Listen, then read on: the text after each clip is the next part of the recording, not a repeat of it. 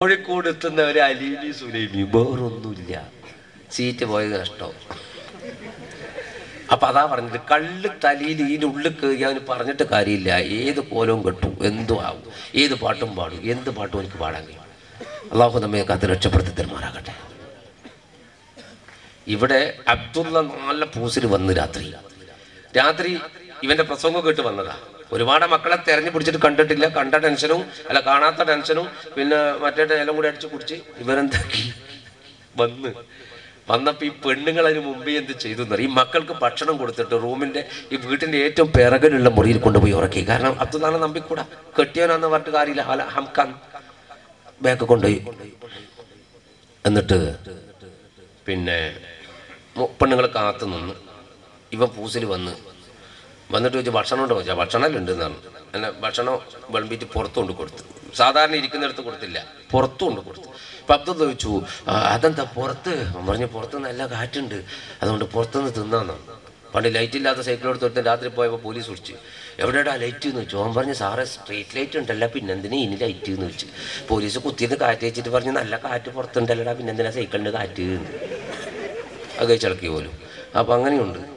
അപ്പോൾ പുറത്ത് നല്ല കാറ്റുണ്ട് ഇവിടുന്ന് തിന്നു പറഞ്ഞു. ഈ ഹംക്കിൽ പുറത്തുനിന്ന് തിന്നാൻ കൊടുത്തു. ഇവൻ തിന്നിട്ട് കയറി കിടന്നു, കൂടെ തോയും കിടന്നു. രണ്ടുപേരും ഒന്നിച്ച് കിടന്നു. രാത്രിയായി.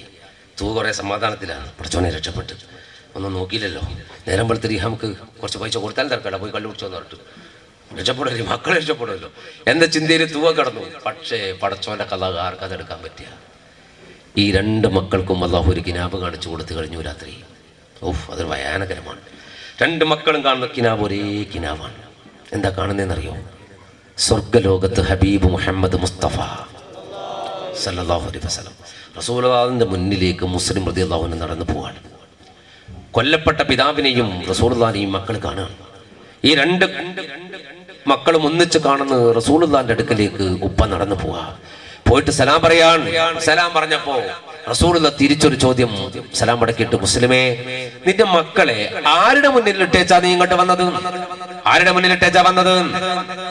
അപ്പൊ ആ ചോദ്യം റസൂലുള്ള ചോദിക്കുന്നതും മുസ്ലിം റളിയല്ലാഹുവിന്റെ മുന്നിൽ നിൽക്കുന്നതും കിനാബ് ഈ കുട്ടികൾ കണ്ടപ്പോ രണ്ടും ഒരേ സ്വപ്നം കണ്ടു. രണ്ട് മക്കളും ചാടി എന്നിട്ട് പറഞ്ഞു, യാ റസൂലുള്ളാഹ്, യാ റസൂലുള്ളാഹ്,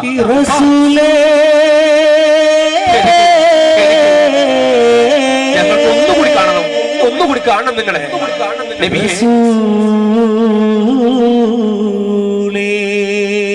അണ്ടകിടാഹങ്ങൾ സൃഷ്ടിക്കാൻ കാരണഭൂതനായ പ്രവാചകൻ മുഹമ്മദ് മുസ്തഫ സല്ലല്ലാഹു അലൈഹി വസല്ലം സന്മാർഗ പ്രതീകമേ, മണ്ണിൽ സൗരഭ്യ പൂവനമേ, റസൂലേ റസൂലേ സന്മാർഗ പ്രതീകമേ, മണ്ണിൽ സൗരഭ്യ പൂവനമേ, പരിപൂർണ ചന്ദ്രനെ പാരി പ്രകാശമേ, പരിപൂർണ ചന്ദ്രനെ പാരി പ്രകാശമേ, പരിപാലകൻ മണ്ണിൽ മാനവർക്കായെന്നും ഏകിയ അല്ലമീനേ, സുഗന്ധം വീശിയ യാ നബിയേ, റസൂലേ റസൂലേ സന്മാർഗ പ്രതീകമേ, മണ്ണിൽ സൗരഭ്യ പൂവനമേ, മണ്ണിൽ സൗരഭ്യ പൂവനമേ. ലോകാനുഗ്രഹിയായ റസൂലുള്ളാഹി സ്വല്ലല്ലാഹു അലൈഹി വസല്ലം ഉപ്പയും കിനാ കണ്ട മക്കള് ബാപ്പാനെയും റസൂലുള്ളാഹിനെ വിളിച്ചിട്ട് പൊട്ടിക്കരഞ്ഞ് എഴുന്നേറ്റപ്പോ അകത്ത മുറിയിൽ കിടക്കുന്ന ഭാര്യയുടെ കൂടെ കിടക്കുന്ന അബ്ദുള്ള ഉറക്കം ഞെട്ടി. അയാൾ ശ്രദ്ധിച്ചു. മെല്ലെ വിളിച്ചു, തുവേ ആരാ നമ്മുടെ വീട്ടിൽ കരയണത്? ഏത് മക്കള്? തുക പറഞ്ഞു, അത് നിങ്ങൾക്ക് തോന്നുന്നായിരിക്കും, കരയണമെന്നല്ല. അല്ലടി കേട്ടില്ലേ, നമ്മുടെ വീട്ടിന്റെ അകത്തുനിന്ന് കരയണത് മക്കളില്ലാത്ത നമ്മുടെ വീട്ടിൽ ഏത് കുട്ടികളാ കരയണത്? അബ്ദുള്ള എണീക്കും, അന്വേഷിക്കും എന്ന് കൃത്യമായി അറിയുന്ന തൂഹ പിടിച്ചു കിടത്തിയിട്ട് പറഞ്ഞു, അത് ഞാൻ കാര്യം പറയാം, നിങ്ങൾ കിടക്ക്, നീ പറയടി. അത് രണ്ട് പാവം മക്കളാ. ഏത് മക്കൾ? അത് അറിയാലോ നിങ്ങൾക്ക്, കൊല്ലപ്പെട്ട പോയ മുസ്ലിമിന്റെ ഫൈലിന്റെ മക്കളാണത്. അത് പറഞ്ഞപ്പോ അബ്ദുള്ള പൊട്ടിച്ചിരിച്ചു. ചോദിച്ചു, എന്താ നിങ്ങൾ ചിരിക്കണത്? എടീ, നീ അറിയോ കഥ? ഇന്ന് രാവിലെ മുതൽ മക്കളെ തേടി ഞാൻ നടക്കാണ്. ആ മക്കളെ പിടിച്ചുകൊണ്ട് കൊടുത്താൽ 1000 ദീനാർ കിട്ടും. എനിക്ക് മാസങ്ങളോളം ഇരുന്ന് കള്ളു കുടിക്കാൻ പൈസ കിട്ടും. അത് പറഞ്ഞിട്ട് ഇവൻ ചാടി ഇറങ്ങി ഓടുകയാണ് അകത്തേക്ക്. തൂവ ബാക്കിലോടി. ഇവൻ അതിവേഗം ഓടിയിട്ട് അകത്ത മുറിയിൽ റസൂലുള്ളാഹിനെ കണ്ടിട്ട് കരഞ്ഞ് തളർന്നു കിടക്കുന്ന 2 മക്കളുടെ മുടി അങ്ങോട്ട് പിടിച്ചിട്ട് വലിച്ചങ്ങോട്ട് കൊണ്ടുവരിക. വലിച്ചങ്ങനെ കൊണ്ടുവരുമ്പോൾ ചരിത്രത്തെ പറയുന്നത് മുടി അങ്ങോട്ട് പറഞ്ഞിട്ട് ചോര വരെ പോകുന്നു. അത്ര ശക്തമായിട്ടാണ് അവനെ പിടിച്ചത്. പിടിച്ച് വലിച്ചിട്ട് ഇങ്ങനെ കൊണ്ടുവരാണ്. കൊണ്ടെന്ന് വീട്ടിന്റെ നടുത്തളത്തിലേക്ക് കൊണ്ടുവരും. ഈ മക്കള് വാവിട്ട് കരഞ്ഞു, ഞങ്ങളെ കൊല്ലല്ലേ, ഞങ്ങളൊന്നും ചെയ്യല്ലേ. അപ്പോഴാണ് ഇവന്റെ ബാക്കിൽ തൂവ വരുന്നത്. തൂവ ഓടി വരുമ്പോ ഈ മക്കള് വേദന കൊണ്ട് പടഞ്ഞിട്ട് പറഞ്ഞു, ഉമ്മാ, നിങ്ങളല്ലേ ഞങ്ങൾ ഇവിടെ കൂട്ടിയത്? മക്കത്തേക്കോ എങ്ങോട്ടെങ്കിലും പോകുന്നത് ഞങ്ങളെ പിടിച്ചിട്ട് ഉമ്മ അത് വിളിച്ചോ എന്ന് പറഞ്ഞിട്ട് വീട്ടിന്റെ അകത്ത് കൂട്ടിയത് നിങ്ങളല്ലേ? എന്നിട്ട് എന്റെ ഉമ്മ നിങ്ങളുടെ ഭർത്താവ് ഇങ്ങനെ ചെയ്യുമ്പോ, ഞങ്ങളെ ക്രൂശിക്കുമ്പോ എന്തേ നിങ്ങൾ രക്ഷപ്പെടുത്താത്തത് എന്ന മക്കൾ പൊട്ടിക്കരഞ്ഞിട്ട് പറഞ്ഞപ്പോ സങ്കടം സഹിക്കാൻ പറ്റാത്ത തൂവ ഓടി വന്നിട്ട് ഇവന്റെ കയ്യിൽ നിന്ന് മക്കളെ 2 പിടിച്ചു വലിച്ചിട്ട് പിന്നോട്ട് മാറ്റി അവിടെ നിർത്തിയിട്ട് പറഞ്ഞു, ദേ മനുഷ്യ, റസൂലുള്ളാഹിന്റെ കുടുംബത്തിൽ പറഞ്ഞ മക്കളാ, ആ മക്കളുടെ മേലൊരു മുള്ളു തറച്ചാൽ അള്ളാഹുവിന്റെ പ്രവാചകൻ പൊരുത്തപ്പെടൂല, അതുകൊണ്ട് നിങ്ങൾ പോയി കിടക്ക്. അവൻ പറഞ്ഞു, എന്റെ പെണ്ണെ, പൊരുത്തപ്പെടലൊക്കെ എനിക്ക് പണ്ടേ മതിയായിരുന്നു. എനിക്കിപ്പോ വേണ്ടത് ഈ കുഞ്ഞുങ്ങളെ കൊണ്ടു കൊടുത്തിട്ട് 1000 ദീനാർ കിട്ടും, അത് എനിക്ക് വേണം. അവള് പറഞ്ഞു, നിങ്ങൾ അങ്ങനെ പറയല്ല, ഇത് നല്ല മക്കളാ, ഇവരെ കൊണ്ടു കൊടുത്ത് നിങ്ങൾ കള്ളുകുടിക്കാനോ? അതേടി, പണം എനിക്ക് വേണം, എനിക്ക് ആ പണം വേണം എന്ന് പറഞ്ഞപ്പോ തൂവ പറഞ്ഞു, പണം വേണമെങ്കിൽ ഞാൻ നിങ്ങൾക്ക് ഉണ്ടാക്കി തരാം, ഞാൻ നിങ്ങൾക്ക് പണം ഉണ്ടാക്കി തരാം, നിങ്ങളൊരു കാര്യം ചെയ്യ്, നിങ്ങൾ പോയി കിടക്കുക. അയാൾ പറഞ്ഞു, വേണ്ട, നിന്റെ കാശ് കൊണ്ട് കള്ളു കുടിക്കാൻ മാത്രം ഞാനായിട്ടില്ല, ഞാൻ ഉണ്ടാക്കിയിട്ട് കുടിക്കുമ്പടി ഞാനിക്ക് ആ മക്കളെ കൊണ്ടാ. തൂവ പറഞ്ഞു, നോക്ക്, വെറുതെ അല്ല പടച്ചോ നമുക്ക് മക്കളെ തരാതിരുന്നേ, വെറുതെ അല്ല അല്ലാഹു നമുക്ക് മക്കളെ തരാതിരുന്നത്. മക്കളെ സ്നേഹിക്കാൻ കൽബ് നിങ്ങൾക്ക് ഇല്ലാത്തത് കൊണ്ടാണ്. പക്ഷേ മക്കളില്ലാത്തവർക്ക് മറ്റു കുട്ടികളെ കാണുമ്പോൾ ഉണ്ടാകുന്ന ഒരു സ്നേഹം ഉണ്ടാകുമല്ലോ, കൽബൊന്ന് പതക്കുമല്ലോ, അത് നിങ്ങൾക്കില്ലേ ഈ കുട്ടികളെ കാണുമ്പോ? ഈ പാവം മക്കളുടെ മുഖം കണ്ടാൽ നിങ്ങൾക്ക് കൽബൊന്ന് ബേജാറാവണില്ലേ? അതുകൊണ്ട് പോയി കിടക്ക്. അവൻ പറഞ്ഞു, എന്ത് ബേജാറ്? ഈ കുട്ടികളെ കൊണ്ടു കൊടുത്താൽ 1000 ദീനാർ കിട്ടും, അത് മാത്രമാണ് എന്റെ ലക്ഷ്യം, അതുകൊണ്ട് മാറടി. ആ പെണ്ണ് പറഞ്ഞില്ല, ഞാൻ മാറില്ല, എനിക്ക് മാറാനാവില്ല. ഞാൻ നിന്റെ ഭർത്താവാണ്, ഭർത്താവ് പറയുന്ന അനുസരിക്കുന്നത് ഭാര്യയുടെ കടമയാണ്. അവൾ പറഞ്ഞു, ആ കടമ ഞാൻ മാറ്റിവെക്കും, നിങ്ങൾ പറയുന്നത് നല്ലതല്ല. ഒരു ഭർത്താവ് നന്മ പറഞ്ഞാൽ ഭാര്യ അനുസരിക്കണം, അല്ലാതെ തോന്നിയാസമുദ്ര എമ്മാടത്തിനും ഭർത്താവ് പറഞ്ഞാൽ അത് അംഗീകരിക്കാൻ എനിക്ക് പറ്റില്ല. അതുകൊണ്ട് നിങ്ങൾ പോയി കിടക്ക്. ഒരു തരത്തിലും അബ്ദുള്ള പോണില്ല, ഒരു തരത്തിലും തൂവ മക്കളെ വിട്ടുകൊടുക്കുന്നില്ല. അവസാനം തൂവ വിളിച്ചു പറഞ്ഞു, നിങ്ങൾക്ക് ഈ മക്കളെ കൊല്ലണോ, ഈ കുഞ്ഞുങ്ങളെ കൊല്ലണോ? ആ, എനിക്ക് കൊല്ലണം. എന്നിട്ട് നിങ്ങൾക്ക് എന്ത് കിട്ടും ലാഭം? എനിക്ക് 1000 ദീനാർ കിട്ടും. 1000 ദീനാറിനേക്കാൾ നിങ്ങൾക്ക് കിട്ടുന്ന ഒരു നല്ല സന്തോഷ വാർത്ത ഞാൻ പറഞ്ഞു തരട്ടെ. എന്ത്? ഈ മക്കളെ സംരക്ഷിച്ച് നിങ്ങൾ മക്കത്തേക്ക് കൊണ്ടുപോയി വിട്ടാൽ പാരത്രിക ലോകത്തിലെ വിശുദ്ധമായ പരിശുദ്ധ സ്വർഗ്ഗലോകത്തിലെ മരിക്കാത്ത കള്ള് നിങ്ങൾക്ക് കുടിച്ചു തീർക്കാം. അള്ളാഹുവിന്റെ സ്വർഗത്തിൽ പടച്ചവൻ അനുഗ്രഹിച്ച് നൽകുന്ന കള്ളിന്റെ പുഴയിൽ നിങ്ങൾക്ക് കുളിക്കാം, കുടിക്കാം. അതുപോലെ നിങ്ങൾക്ക് അതൊക്കെ വരാൻ പോണ കാര്യം ഉണ്ടോന്ന് തന്നെ അറിയില്ല. അതുകൊണ്ട് നീ മാറി നിൽക്ക്. കള്ളു കുടിച്ച മധുന്മത്തനായ അബ്ദുള്ളയുടെ വാക്കിൽ നിന്ന് കുഫരിയത്തിന്റെ വാക്ക് പോലും പുറത്തേക്ക് വന്നപ്പോ തുവക്ക് ഒരു കാര്യം മനസ്സിലായി, ഇയാൾ അങ്ങനെ വിടില്ലെന്നോ. അപ്പോഴ് മക്കളാണെങ്കിൽ പേടിച്ച് മറിച്ച് കരയാണ്. മക്കൾ കരയുമ്പോ ഉമ്മ സമാധാനിപ്പിച്ചിട്ട് പറഞ്ഞ, മക്കളെ കരയണ്ട, നിങ്ങളോട് ഒരു കാര്യം ഞാൻ നിങ്ങളോട് പറഞ്ഞു തരാം. പൊന്മക്കളെ, അരിമപ്പൊങ്കിനാക്കളെ, മുസ്ലിമിന്റെ പൊന്നു സന്തതികളെ, മുഹബത്ത് പെരുത്തുറ്റ മുത്തുമണികളെ,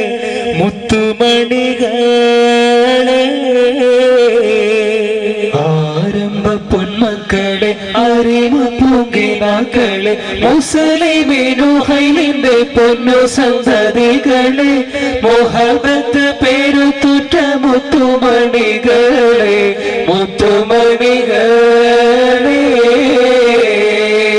മക്കളെ, നിങ്ങളെ കാണുമ്പോൾ കൽവിനുള്ളു പിടയ്ക്കുന്നു, മർക്കടനാമി ദുഷ്ടൻ ചെയ്യും ക്രൂരതയും ഞാൻ കാണുന്നു. മക്കളെ, നിങ്ങളെ കാണുമ്പോൾ കൽവിനുള്ളു പിടയ്ക്കുന്നു, മർക്കടനാമി ദുഷ്ടൻ ചെയ്യും ക്രൂരതയും ഞാൻ കാണുന്നു. ഒന്നും കിനാക്കളെ, എനിക്കൊന്നും കഴിയില്ല, പുന്നാര റസൂലിൻ മുന്നിൽ സാക്ഷി പറയല്ല, സാക്ഷി പറയല്ല.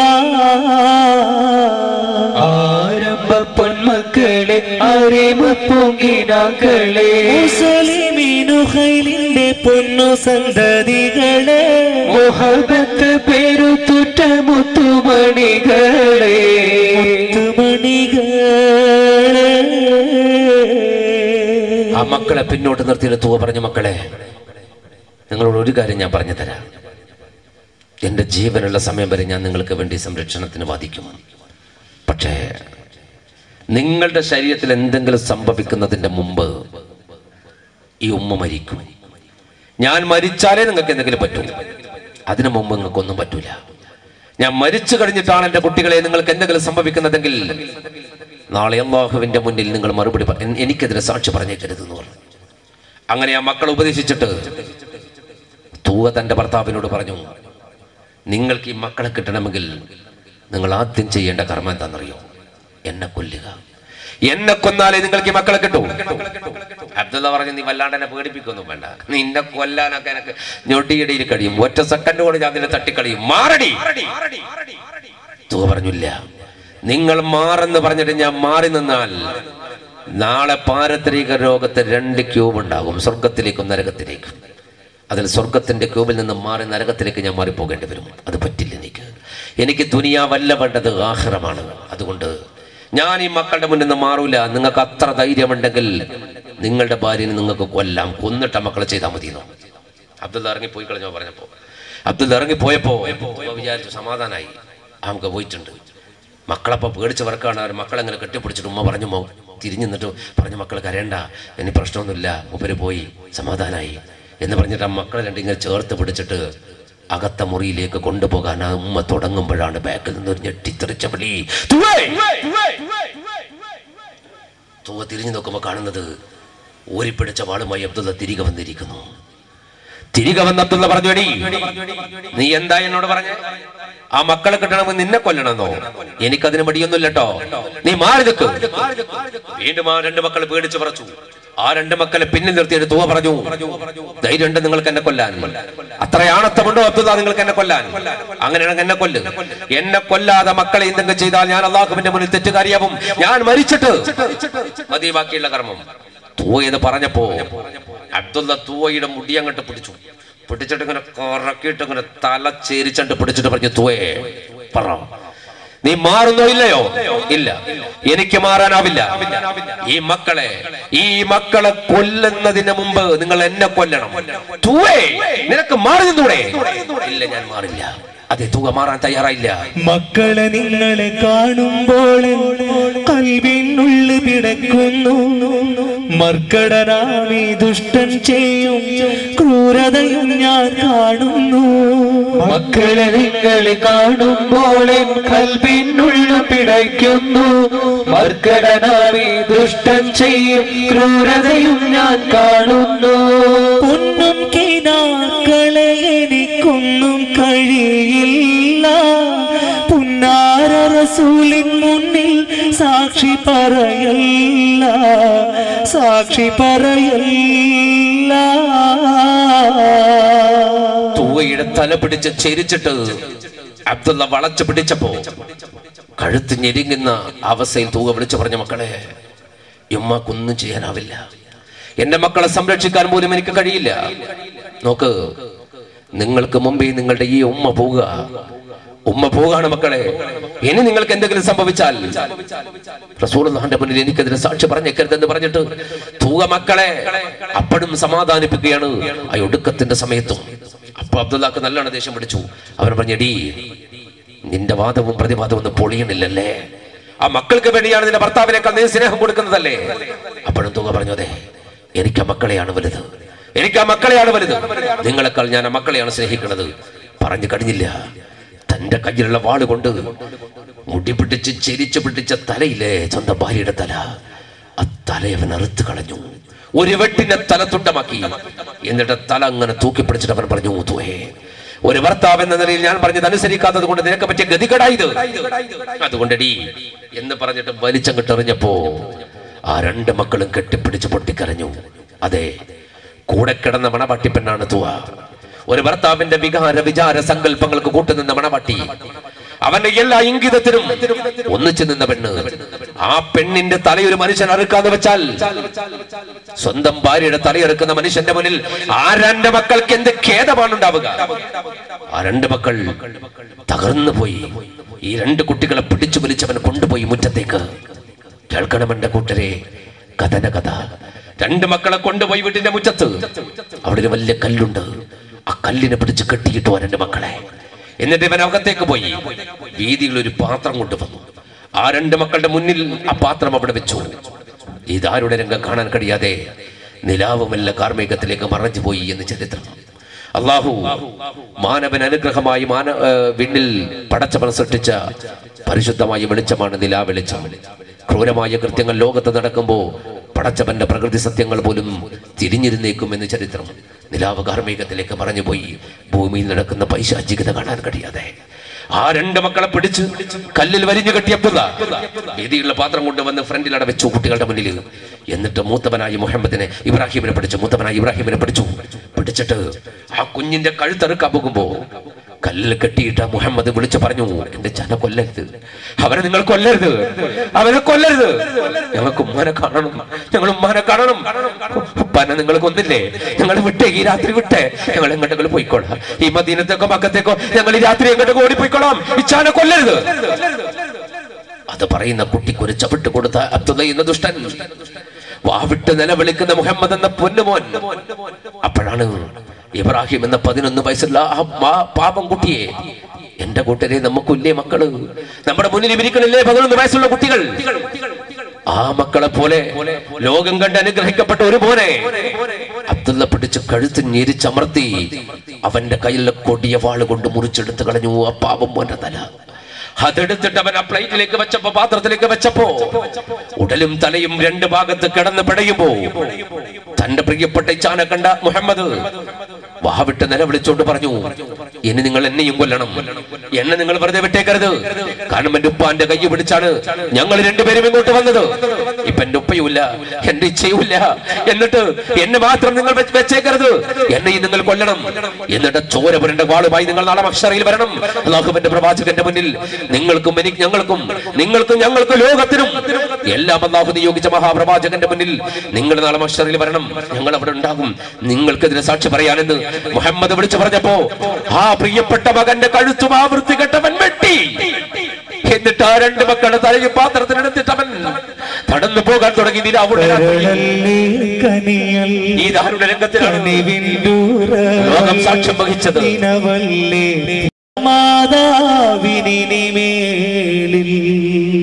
കരളല്ലേ കനിയല്ലേ കനിവിന്ദൂരവല്ലേ നിനവല്ലേ പൊരുളല്ലേ നീറുന്നേ.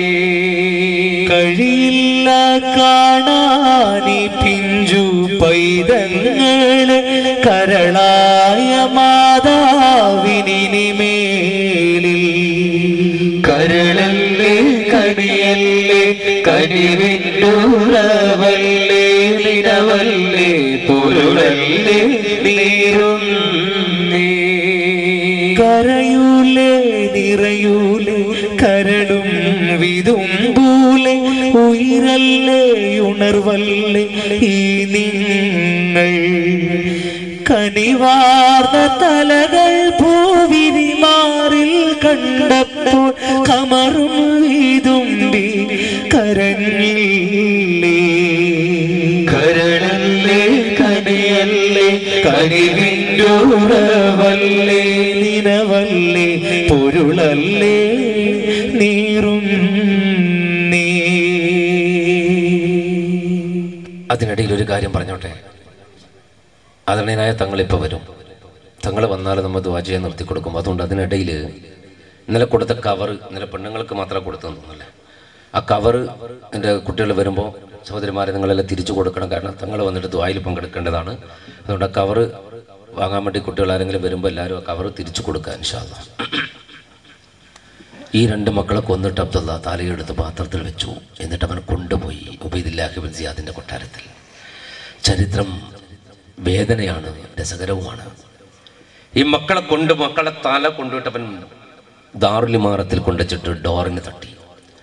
ഉറങ്ങാതെ ഇരിക്കുന്ന ഉബൈദുല്ലാഹ് ഇബ്നു സിയാദ് പുറത്തേക്ക് വന്നു. കൂടെ നുഅ്മാൻ ഇബ്നു ബഷീറും. രണ്ടുപേരും ഞെട്ടിപ്പോയി. കണ്ണു തുറച്ച് നാക്ക് കടിച്ച രണ്ട് മക്കളുടെ തലകൾ ഒരു പാത്രത്തിൽ. ഉബൈദുല്ലാഹ് ഇബ്നു സിയാദ് ചോദിച്ചു, ഈ മനുഷ്യ ഇതേത് മക്കൾ? അത് പറഞ്ഞപ്പോ അയാൾ പറഞ്ഞു, ഇത് നിങ്ങൾ പ്രഖ്യാപിച്ച 1000 ദീനാർ തരുമെന്ന് പറഞ്ഞ മുസ്ലിമിൻ ഉഹൈലിന്റെ മക്കളായത്. അയാൾ ചോദിച്ചു, നിനക്ക് ഈ കുഞ്ഞുങ്ങളുടെ കഴുത്തിറക്കുമ്പോ നിന്റെ കൈ വിറച്ചിരുന്നില്ലടാ, നിന്റെ ചങ്കൊന്ന് പിടഞ്ഞില്ലടാ, നിന്റെ കൽബൊന്ന് തേങ്ങിയില്ലടാ? അവൻ പറഞ്ഞില്ല, ഈ 2 മക്കളെ കൊണ്ടുവന്നാൽ 1000 ദീനാർ തരുമെന്ന് നീ പറഞ്ഞില്ലേ, 1000 എനിക്ക് വേണം, അതിനു വേണ്ടിയാ. ഉബൈദുല്ലാഹ് ഇബ്നു സിയാദ് പറഞ്ഞു, ഈ 2 മക്കളെ കൊന്നിട്ട് കൊണ്ടുവരാനല്ല ഞാൻ പറഞ്ഞത്, എന്റെ ലക്ഷ്യം മറ്റൊന്നായിരുന്നു. ഈ മക്കളെ എന്റെ അധീനതയിൽ നിർത്തിയിട്ട് കൂഫയിലേക്ക് മക്കയിൽ നിന്ന് വരുന്ന ഹുസൈനെ തടയാനാണ് ഞാൻ തീരുമാനിച്ചത്. നിങ്ങൾ കൂഫയിലേക്ക് വന്നാൽ മുസ്ലിമിന്റെ മക്കളെ ഞങ്ങൾ കൊല്ലും എന്ന് പറഞ്ഞിട്ട് ഹുസൈനെ തടഞ്ഞു നിർത്താൻ, മക്കത്ത് തന്നെ തടഞ്ഞു നിർത്താൻ ഞാൻ തീരുമാനിച്ചു. പക്ഷേ എന്റെ എല്ലാ തീരുമാനങ്ങളും നീ തകിടം മറിച്ചല്ലോടാ ഹംകെ. അബ്ദുള്ള പറഞ്ഞു, നിങ്ങൾ പറഞ്ഞ 1000 എനിക്ക് തരണം, 1000 ദീനാർ വേണം. അതിനാ ഞാൻ വന്നത്. എനിക്ക് രാവിലെ മുതൽ കള്ളു കുടിക്കണം. തരും, ഞാൻ തരും, ഞാൻ നിനക്ക് തരും. നിനക്ക് 1000 അല്ലേ വേണ്ടത്? ഞാൻ ഇപ്പൊ തരാ. 1 മിനിറ്റ് നീ അടങ്ങിയിരിക്കുക. ഉബൈദുല്ലാഹ് ഇബ്നു സിയാദ് അകത്തേക്ക് പോയി. നുഅ്മാൻ ഇബ്നു ബഷീർ എന്ത് ചെയ്യണമെന്ന് അറിയാൻ കഴിയാതെ അവിടെ കുടുങ്ങി. ഒരു ഭാഗത്ത് 2 മക്കളുടെ തല, മറുഭാഗത്ത് വെട്ടിക്കൊണ്ടുവന്നവന് 1000 ദീനാർ സമ്മാനിക്കാൻ അകത്തേക്ക് പോകുന്നു ഉബൈദ്. പക്ഷേ ഉബൈദിന്റെ മനഃശാസ്ത്രം ആർക്കും അറിയില്ല. ഒരു വല്ലാത്ത സാധനമാണ് ഉബൈദുല്ലാഹ് ഇബ്നു സിയാദ്. അവൻ അകത്തേക്ക് പോയി. 1000 ദീനാർ അവൻ ഇടത്ത കൈയോടെ ചുരുട്ടിപ്പിടിച്ചു. എന്നിട്ട് അവൻ പുറത്തേക്ക് നടന്നു വന്നു. എന്നിട്ട് അബ്ദുല്ലാഹിന്റെ മുന്നിൽ നിട്ടി, പിടിയടാ, നീ കൊണ്ടുവന്ന 2 മക്കളുടെ തലകൾക്ക് പകരം 1000 ദീനാർ നീ പഠിക്കുക. അവൻ 2 കയ്യും നീട്ടി വാനലോകത്തേക്ക് അവൻ മുഖം തിരിച്ച് ചിരിച്ചു. നാളെ നേരം എടുത്താൽ കുടിച്ചു പൂസാകാനുള്ള കള്ളൂർത്ത് അവൻ ചിരിച്ചു. അതവന്റെ ഒടുക്കത്തെ ചിരിയാണെന്ന് അവൻ അറിഞ്ഞിരുന്നില്ല. അവൻ 1000 ദീനാർ പിടിക്കാൻ വേണ്ടി കൈ നീട്ടി തിരിച്ച് അടുക്കത്തേക്ക് വന്നപ്പോ ഉബൈദ 1000 ദീനാർ അവന്റെ കയ്യിലേക്ക് നീട്ടിക്കൊടുത്തു. പിടിക്കുക, ഈ മക്കളെ കൊന്നതിന്റെ വില നീ പഠിക്കുക. അവനായി 1000 ദീനാർ 2 കൈ കൊണ്ടും തേടി വാങ്ങി. എന്നിട്ട് അവൻ പൊട്ടിച്ചിരിക്കുമ്പോ ഉബൈദുല്ലാഹ് ഇബ്നു സിയാദ് വാൾ വലിച്ചൂരി ആഞ്ഞൊരു വെട്ടടേ അബ്ദുല്ലാഹിന്റെ തല മുറിച്ചു. എന്നിട്ട് അവിടെ കിടത്തി. എന്നിട്ട് മക്കളുടെ തലയോട്ടിയോട് ഉബൈദുല്ലാഹ് ഇബ്നു സിയാദ് വിളിച്ചു പറഞ്ഞു, മക്കളെ, നിങ്ങളെ കൊന്നവന്റെ തല ഞാൻ എടുത്ത് നിങ്ങളുടെ സെന്ററിൽ വെച്ചിട്ടുണ്ടെന്ന്. അതെ, 1000 ദീനാർ കള്ളു കുടിക്കാൻ വേണ്ടി 2 മക്കളെ കൊലപാതകം ചെയ്ത വൃത്തികെട്ടവന്റെ തലയെടുത്ത പ്ലേറ്റിന്റെ മധ്യത്തിൽ വെച്ച് ഉബൈദ് അതിനോട് പ്രതികാരം ചെയ്തു. ആ 2 മക്കളുടെ ഉടനെ തേടിപ്പിടിച്ചിട്ട് ഡമസ്കസിന്റെ കൂഫയുടെ പള്ളിക്കാട്ടിൽ ഉബൈദുല്ലാഹ് ഇബ്നു സിയാദ് കൃത്യമായി മറവ് ചെയ്തു. പക്ഷേ അതാ ഞാൻ പറഞ്ഞത്, ചരിത്രം വേദനയുള്ളതാണ്, രസകരവുമാണ്. പക്ഷേ ഈ 2 മക്കളോട് കാട്ടിയ ആദരവിന്റെ 1000-ൽ 1 അംശം ഉബൈദുല്ലാഹ് ഇബ്നു സിയാദ് ചോരപ്പൈതലായ അലി അസ്ഗറിനോട് ചെയ്തില്ല എന്നതാണ് ചരിത്രത്തിന്റെ നിയോഗം. ചോരപ്പൈതലായ ഉസൈർ റളിയല്ലാഹു അൻഹുവിന്റെ പ്രിയപ്പെട്ട മകനോട് ഉബൈദുല്ലാഹ് ഇബ്നു സിയാദ് കരുണ കാട്ടിയില്ല എന്നതാണ് ചരിത്രത്തിന്റെ മറ്റൊരു അധ്യായം. ഈ കഥയൊന്നും മക്കയിലിരിക്കുന്ന ഉസൈർ റളിയല്ലാഹു അൻഹു അറിഞ്ഞിരുന്നില്ല. മുസ്ലിം റളിയല്ലാഹു അൻഹുവിന്റെ കത്ത് കിട്ടിയിട്ടുണ്ട്. അവിടെ കൂഫയിലേക്ക് യാത്ര തിരിക്കാൻ ഒരുക്കമാണ് ആ പാപം മനുഷ്യൻ. കുടുംബത്തെ ചേർക്കുകയാണ് കൂഫയിലേക്ക് പാരായണം ചെയ്യാൻ വേണ്ടി. മഹാനായ ഉസൈർ റളിയല്ലാഹു അൻഹു തന്റെ പ്രിയപ്പെട്ട കുടുംബങ്ങളെ ഒരുമിച്ച് ചേർത്തപ്പോ ഉസൈർ റളിയല്ലാഹു അൻഹു ഒരു മകളുണ്ട്, 7 വയസ്സ് പ്രായമുള്ള ഫാത്തിമത്ത് സഹ്റ. ആ പെൺകുട്ടി ഉസൈർ റളിയല്ലാഹു അൻഹു ഉപ്പാനോട് പറഞ്ഞു, പാപ്പാ ഞാനും വരുന്നു. അവൾക്ക് വല്ലാത്ത പനിയാണ്. സൈനുൽ ആബിദീൻ ഞങ്ങൾക്കും പനിയാണ്. പക്ഷെ സൈനുൽ ആബിദീൻ ഞങ്ങളെ കൂട്ടാൻ തീരുമാനിച്ചു. ഫാത്തിമത്ത് സുഹറ എന്ന് ഉമ്മാന്റെ പേരിട്ട് വിളിച്ച പൊന്നുമോളോട് ഉസൈർ റളിയല്ലാഹു അൻഹു പറഞ്ഞു, മോളെ, തൽക്കാലം നീ വരണ്ട, നീ ഉമ്മ സലമയുടെ കൂടെ താമസിച്ചാൽ മതി. പനി മാറിയിട്ട് ഉപ്പ എന്നെ കൂട്ടിക്കൊണ്ടുപോയിക്കോളും. ഇല്ലപ്പ ഞാൻ വരും, ഉപ്പാന്റെ കൂടെ ഞാൻ വരും. മോളെ, നിനക്ക് പനിയാണെങ്കിലും നിങ്ങൾ ഈ ചന കൊണ്ടുപോകണ്ടല്ലോ, ഞാനും വരും. ഒട്ടകപ്പുറത്ത് സഞ്ചരിക്കാൻ, വാഹനപ്പുറത്ത് സഞ്ചരിക്കാൻ സൗകര്യമില്ലാത്തത് കൊണ്ടാണെങ്കിൽ ഈ പൊന്നുമോള് നടന്നു വരും, ഉപ്പാന്റെ കൂടെ നടന്നു വരും. എന്നെ കൂട്ടിക്കൂടെ വാപ്പ? ഫാത്തിമത്ത് സുഹറ ചോദിച്ചപ്പോ തിരിഞ്ഞിരുന്ന് കണ്ണുനീർ തോർത്തിയ ഉസൈർ റളിയല്ലാഹു അൻഹു, മൂപ്പർക്ക് അറിയാലോ ഒടുക്കത്തെ യാത്രയാണെന്ന്. ഉസൈർ റളിയല്ലാഹു അൻഹു അറിയാലോ കുടുംബത്തിന്റെ ചിത്രഗതി പൂർത്തിയാക്കാൻ പോകുകയാണെന്ന്. അതുകൊണ്ടാണ് മകളെ ബാക്കി വെച്ചത്. പക്ഷെ മകളെ നിർബന്ധിക്കാണ്, ഞാനും നിങ്ങളുടെ കൂടെ വരുമെന്ന്. അവസാനം ഷഹർബാരിനെ വിളിച്ചത് പറഞ്ഞു, ഷഹറു അവിടെ നമുക്ക് കൊണ്ടുപോകാം.